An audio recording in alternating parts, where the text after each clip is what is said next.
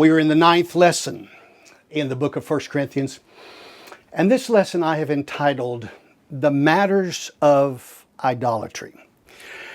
The subtitle is, Saints, Be Careful. Because there's all sorts of idolatry out there in the world. And saints need to be careful, especially mature saints, in how they deal with idolatry issues in front of the immature saints. To this point in the letter, Paul has dealt with the divisions in the church, the immorality in the church, the marriage in the church, and it is now time for Paul to deal with the issues of idolatry in the church. Paul tells us that idolatry matters are occurring. But he also tells us that we must react to those idolatry matters in a special way. He does this by comparing two things. He does this by comparing knowledge to love. And so we begin with chapter 8, verse number 1, where Paul says, "Now concerning things sacrificed to idols, we know that we all have knowledge. Knowledge makes arrogant, but love edifies. If anyone supposes that he knows anything, he has not yet known as he ought to know. But if anyone loves God, he is known by him." Now I want you to look here. What does Paul mean when he says, we know that we all have knowledge concerning things sacrificed to idols?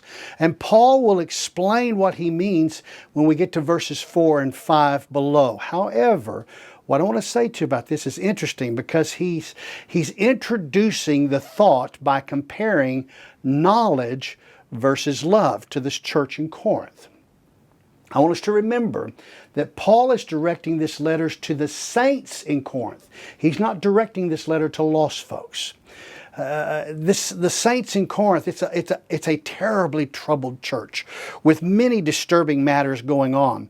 And here is just another one of those disturbing matters. Now, what is interesting is, and I want to put in a little caveat here. In our Bible, there are about 24 words that are translated into English with the word sin. 24 different words, all translated with the word sin in our English Bible, depending on how you count the words. Now, each underscores a different aspect of sin. Sin as wandering away from the straight path. Sin as rebellion, outright rebellion. Sin as a distortion of our nature. That's just to name a few. Okay, let's get past that.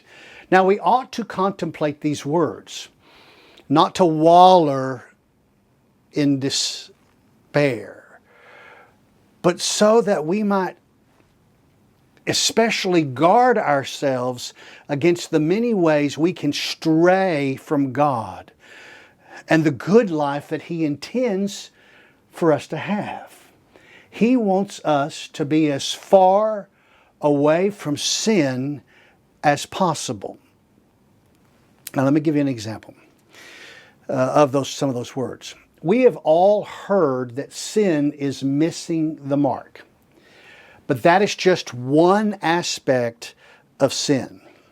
And in this case, the two words can refer to what happens after hitting the mark. So the Hebrew word is asham, and the Greek word is parabaino.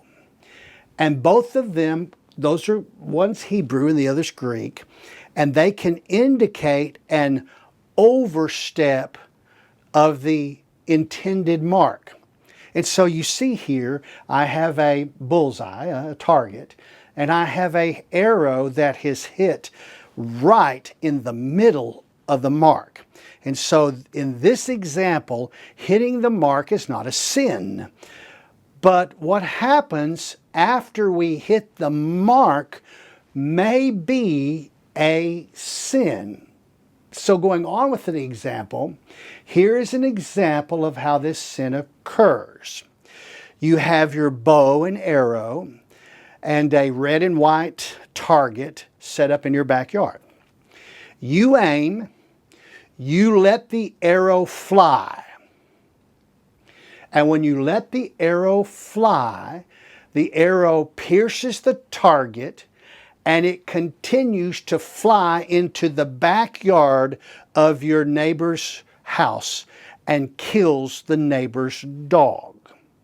So with the sling of your arrow, you have hit the mark, but you have trespassed your neighbor's yard and destroyed your innocent neighbor's property.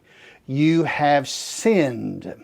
You have flown past the intended mark. This explanation will become extremely important as we move through this chapter and clarify why Paul considers the knowledge concerning idols can result in sinful behavior against those who do not know the knowledge concerning idols.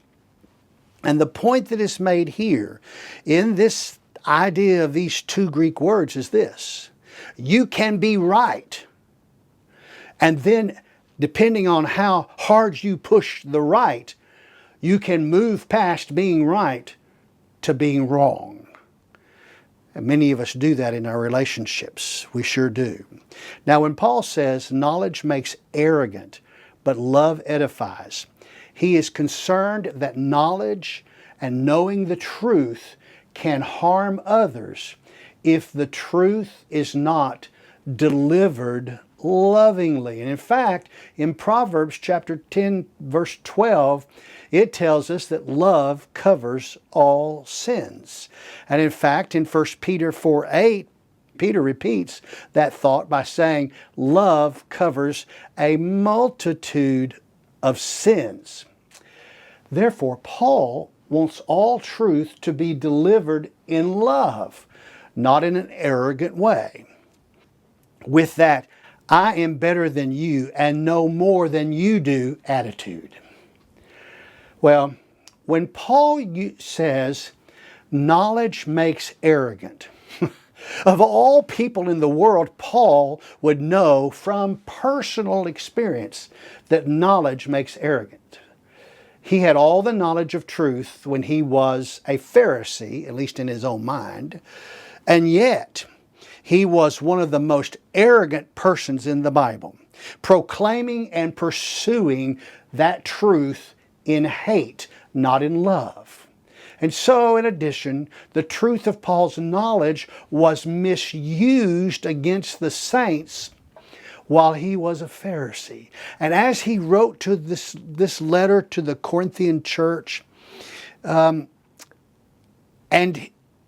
his feathers had to be singed because of what he knew. His presentation of his knowledge had been tested by fire.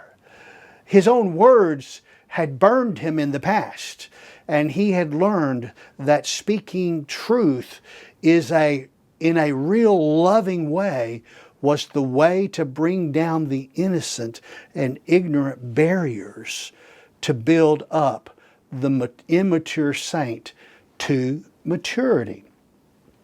So Paul said, if anyone supposes that he knows anything, he has not yet known as he ought to know. But if anyone loves God, he is known by him. Paul means that knowing without love is partial knowledge. It may be the whole knowledge on a subject, but how you use it depends on how you dispense it to others.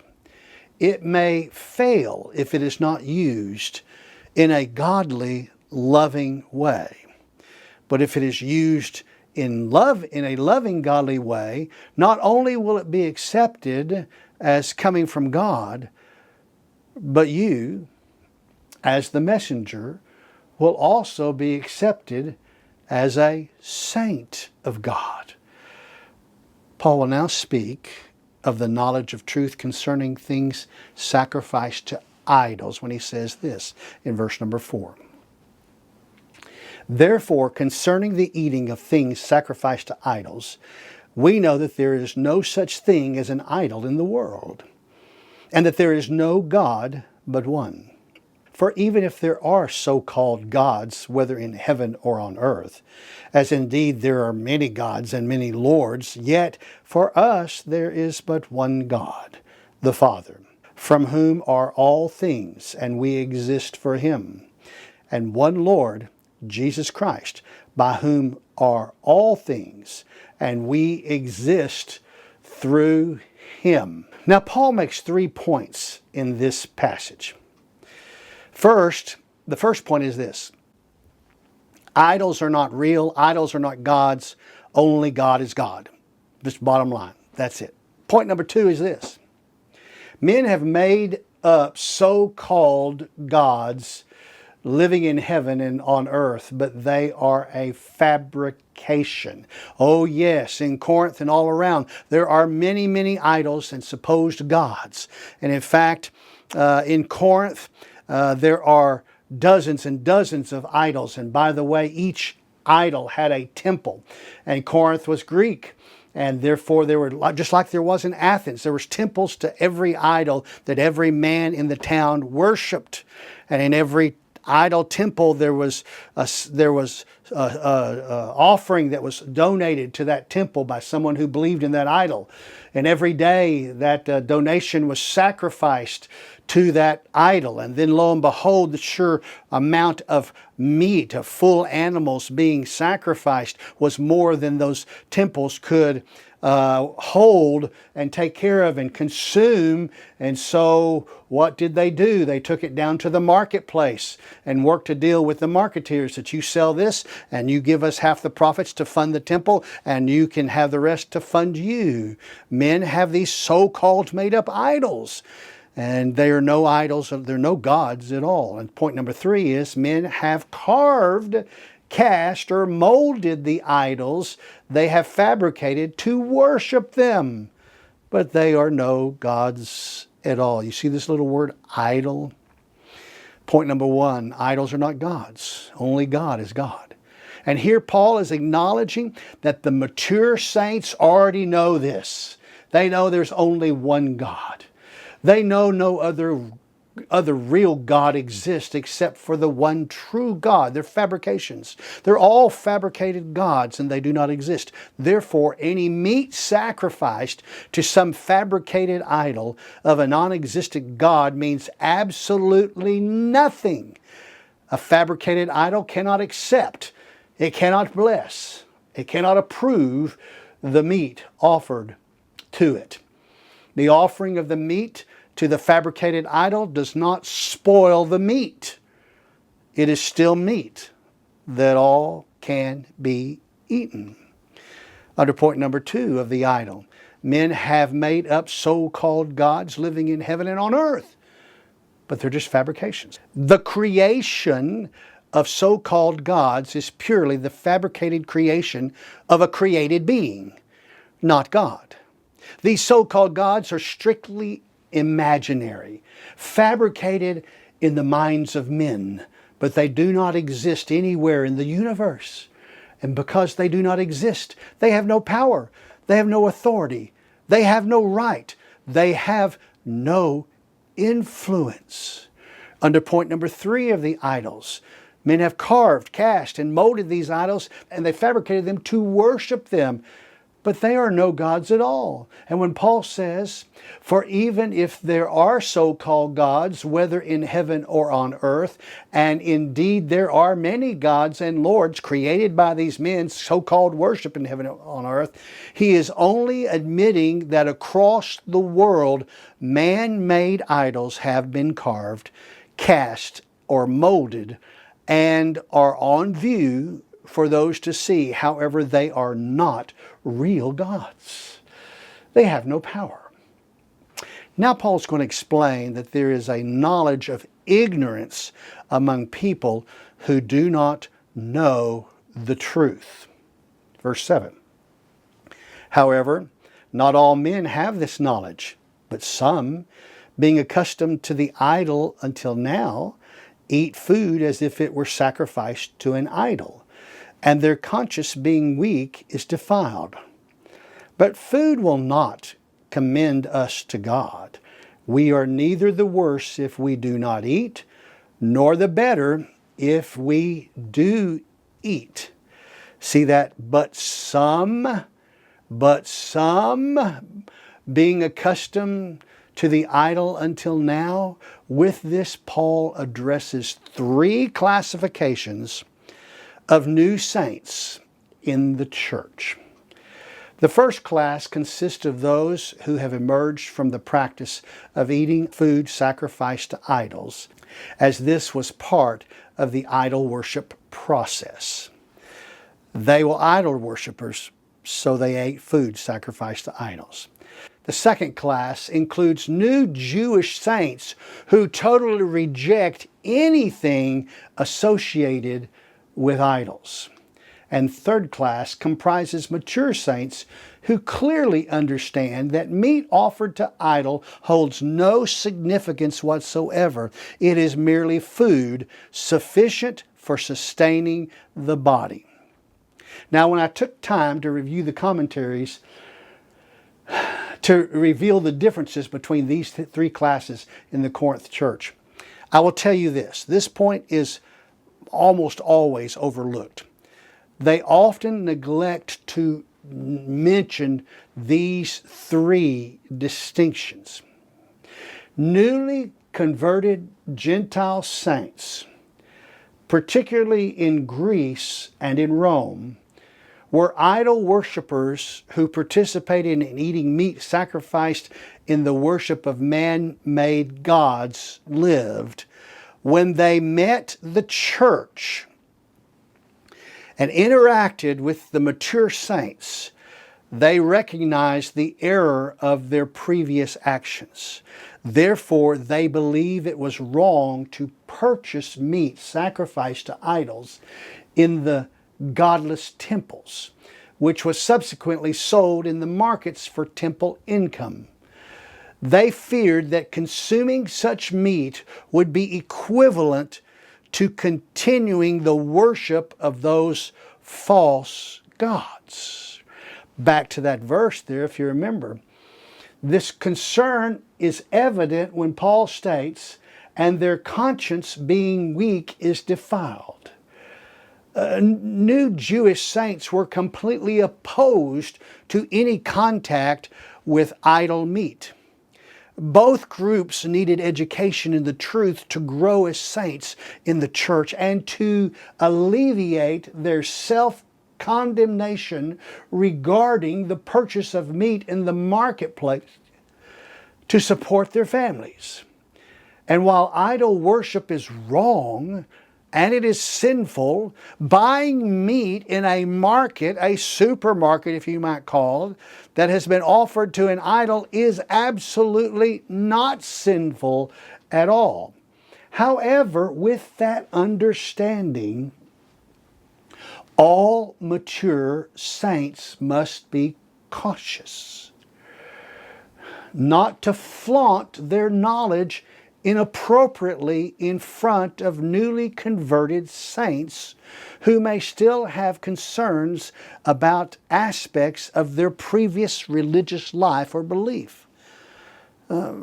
Paul knows this, and that's the reason why he says, "But food will not commend us to God.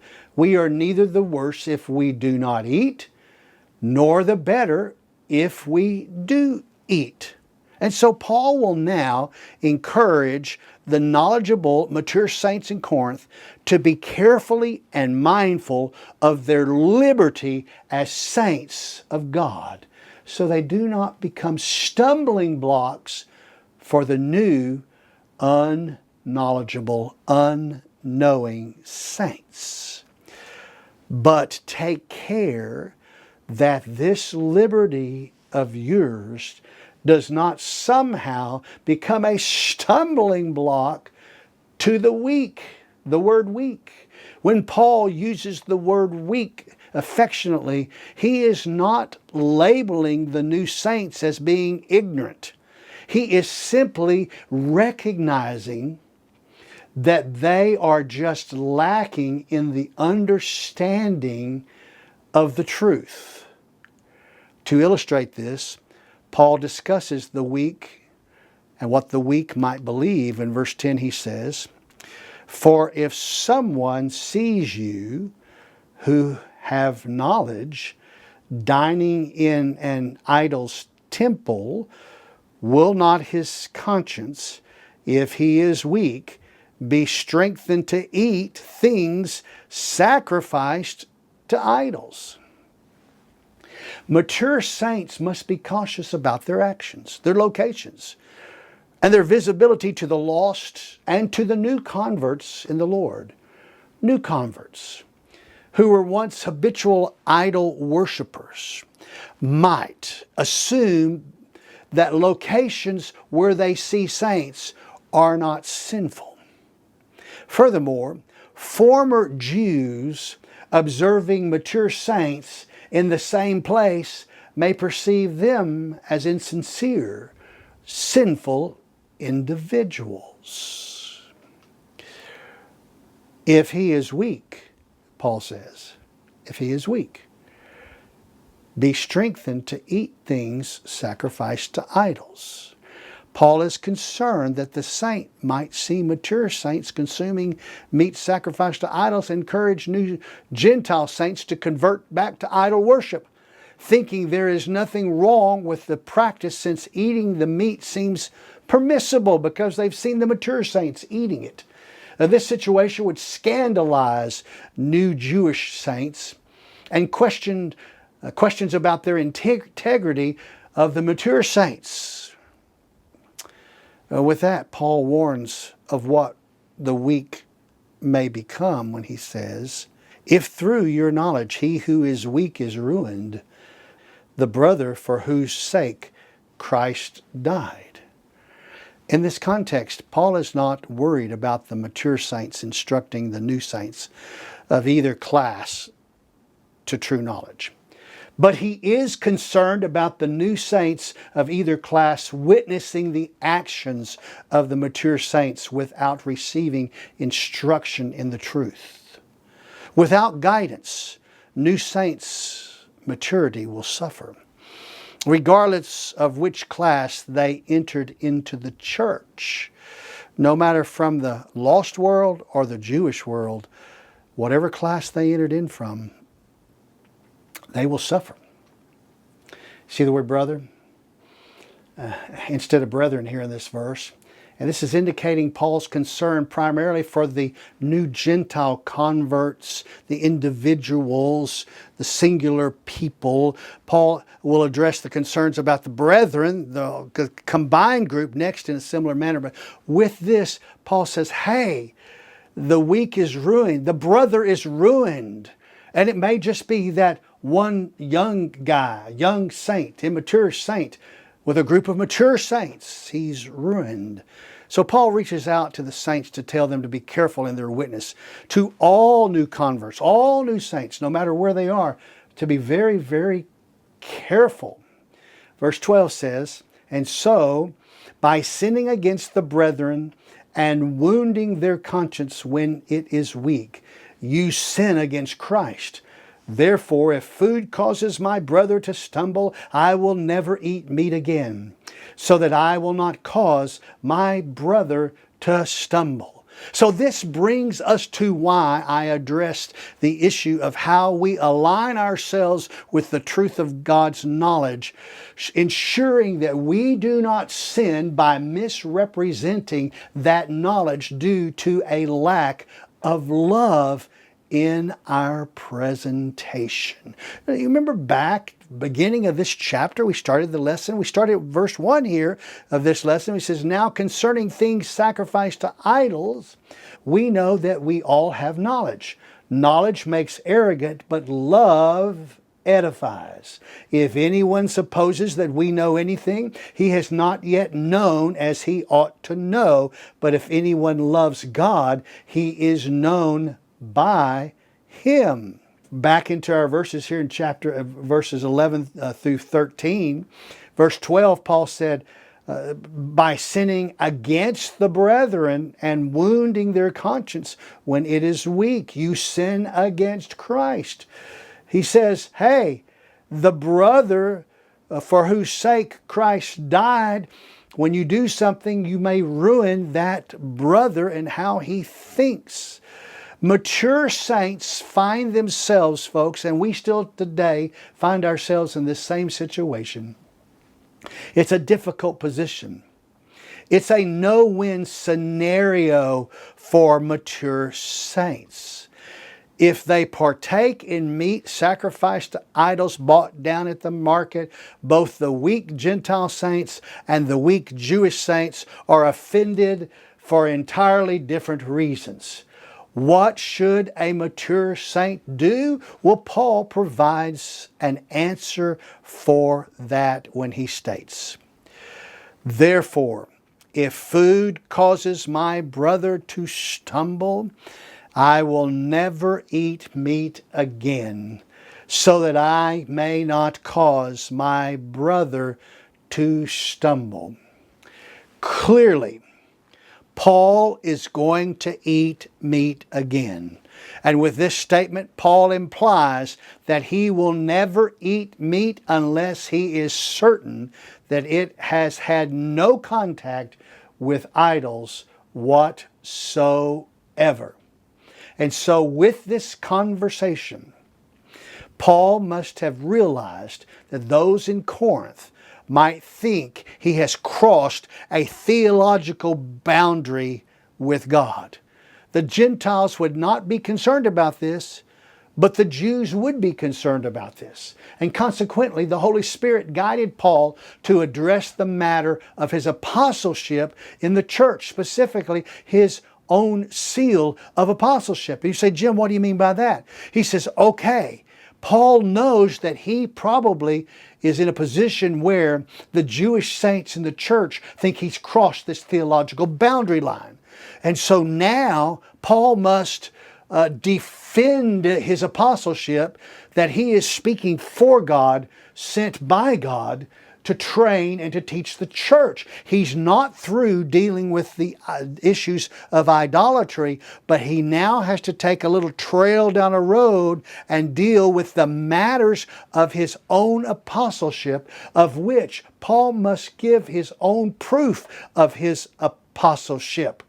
It's a very interesting turn. We will deal with that next time we come together on with part 1, because we're going to have a part 2 to this same matter, because it's a long chapter we're coming towards.